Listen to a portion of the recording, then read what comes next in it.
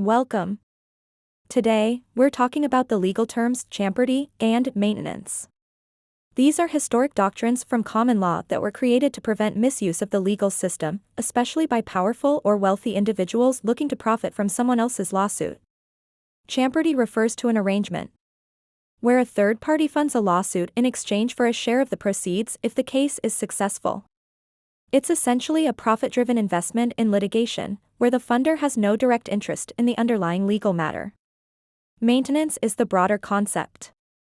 It involves someone improperly supporting another person's lawsuit without a legitimate legal interest, often for malicious, speculative, or interfering reasons.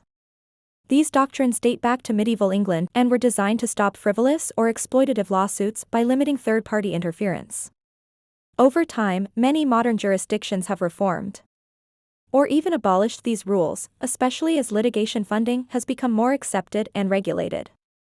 However, they're still relevant today when it comes to attorney ethics, lawsuit financing, and access to justice.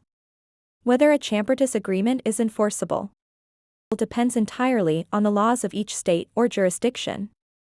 In summary, champerty and maintenance are legal concepts aimed at keeping third parties from improperly profiting from or meddling in someone else's legal case, though their role in modern law continues to evolve. Thanks for watching. Understanding these terms can help you better navigate the growing field of litigation funding and legal ethics.